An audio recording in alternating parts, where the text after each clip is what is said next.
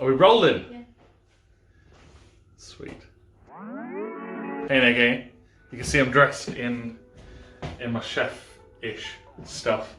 And the reason why is because Meg and I are going to do a roast today. As you had questions about making Yorkshire puddings, I thought that we would make some today together. It's also a really good opportunity to talk about timings in the kitchen, which is fun and cool. First thing that's really important is to start off with as clean a kitchen as possible, because if you start making mess on top of mess, then you will end up getting really overwhelmed and then you won't want to do anything. So there's a few things that you need to be aware of when making Yorkshire puddings. The first thing is whether you're making them for, and the second thing is how many people you're making them for. When you're making them for, Yorkshire puddings is something that can be made way before. You can make it days before the actual event, and then just they're gonna get hot on top of the thing that you're going to end up serving them on. What you need to do is you need to know how many people you're serving for. If it's just me and Meg eating, for measurements, I use something like a whiskey tumbler, just something real small like this. You can go bigger if you have more people. You can go absolutely massive. I haven't got a pint glass, but a pint glass does well for lots of people. A lot of recipes will tell you to preheat your oven. We're not going to do that because the slower that we can take things today, the more we can keep on top of cleaning and cooking in enough time and keeping an eye on stuff and not feeling flustered. So there's only 3 ingredients you're going to need. So like we talked about over the phone, it's all about volumes rather than weight. I try and use the dry stuff first. We've got some plain flour. I'm just going to fill that up and make a little bit of a mess. Into your bowl, and then we're going to crack some eggs in as well. Now it's going to take more eggs than you think it's going to need, because eggs are temperamental. I've got a little bit at the end here. If you know that that isn't going to fit another egg into it, rather than leaving out the egg, we're just going to put the extra egg in.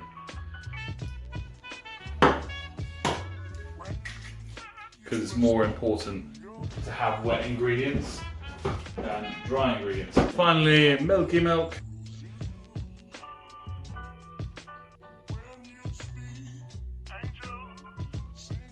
Again, it's about volume. Now we're going to mix these up. Blah, blah, blah, blah. I've realised I probably haven't used a big enough bowl for this. So we're going to go real careful. Again, being slow about it. Now it doesn't matter if you've got lots and lots of lumps at the end.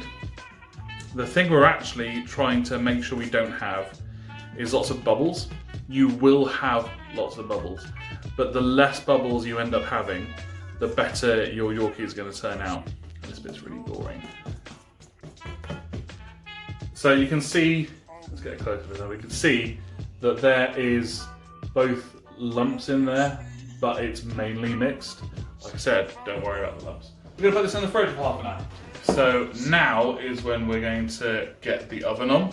We're going to go for around 190 degrees, not quite 200. Now ideally, you do want a Yorkshire pudding tin like such. You can do it with cake tins. What I tend to do is, if I don't have one of these, I'd rather go big than small. So I would probably use one of these massive ones, or even bigger, maybe even a cake tin or a shallow cake tin, and then you might as well just go massive, make a giant Yorkshire pudding and put your roast in the whole thing, which is using standard sunflower oil by name redacted. And the key here is you do want to use too much oil. You want to put in as much as you think is enough and then go a little bit further. So I am just I'm pouring until the entire bottom is covered in oil. So that's a hell of a lot of oil. And I'm going to put that in the oven right now I'm not going to worry about the oven getting to temperature, because that is going to heat up with the thing what is in it. And it doesn't matter, we're not cooking this, we're just heating up, so it doesn't matter how long that takes.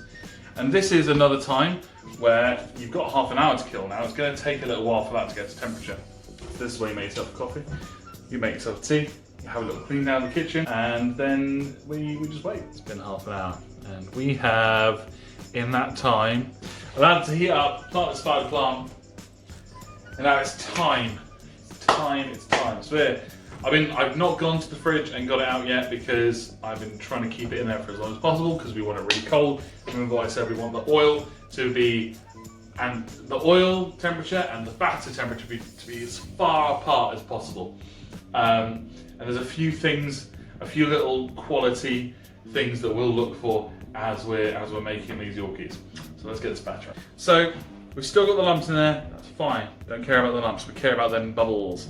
We don't want no bubbles. So I've just got one of these boys, and I'm gonna just like fold it to mix it and try and get rid of some bubbles. You want it to be thinner rather than thicker. So if you find it's clumping up a lot, then if you're unsure whether it's a liquid or not, then you probably want more liquid in there. That is nice and combined. And now we're gonna get the oil out. You've got to be so careful because the oil's hot. You should be able to smell from your oven that the oil is very hot. Just gonna get ourselves a little low, and we're just gonna spoon it in. Now what we're looking for, what we're listening for a sizzle. If that doesn't happen, it's not the end of the world, but like ideally we want a sizzle. Yes. Now we're going to let that coat the bottom of the pan, just add a little bit more if it doesn't coat all the sides. And we want to have some peeking out at the top here when we've poured it in. That's a good sign on how it's holding together. If it's still liquid, but you have some of it that stays above the rest of it. I've also realised that I've given you instructions on making far too much, because one thing that I'm not good at is making exactly enough. I always make too much. But what you've got here is you've got some stuff at the end that you can freeze, and if you defrost it like the day before, you're going to need it. It's going to be perfectly cold enough for that oil, and you don't have to make any more again. You can just freeze this. Right, we're going to get this into oven. We're going to get it in the oven, and we're going to do a time lapse because that's going to be fun. Memory lane isn't that too far away from our hearts, yeah. The ones we keep close, we should never let go. So tell me who you love, baby. Take a moment to unwind, fix yourself and realign yourself with the world, baby. Breathe slow, baby. So while that's in the oven, this is time when you could be prepping the other bits of your roast. You could also clean up after it. One thing that's really important is that you don't open that oven door until at least when it's raised as high as you are okay with it being. You can probably open it then, but it's still dangerous. You're going to lose a lot of the heat from the oven, and that's going to cause the yorkies to deflate. What I will do is, when I see them hit the top part of their height, I'm going to turn the oven down a little bit, probably down to 150, 140. The reason I do that is because the bottoms aren't going to cook at the same rate as the top. So because they're submerged in oil, they may well still cook, but they're not going to get crispy unless you allow them time to do it. So you're gonna, when you reach the height of their height, you're gonna turn it right down, 150, 140, and then just leave it there for a bit. Look at those hoochie mamas. So we're gonna let them cool. We'll let them cool. We're trying to get that bottom bit out of the oil. So yeah, Yorkshire puddings. Just remember that when they got as high as they were going to get, turn it down to 150 degrees. Now, they're still a little bit squishy, and they may deflate just a little bit. But what you're really wanting to do is just let them cool. They will get crispy once they're cool. That oil is enough to do another batch. If you want to do another batch, we just put our batter back in the freezer. And this is ready. You can have these sweet, you can have these savoury, you can have them on their own.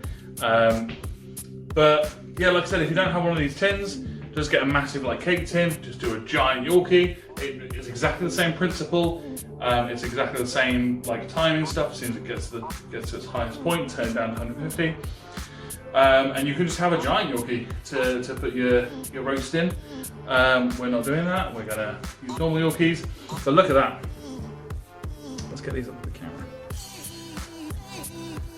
It's all yellow because of the egg.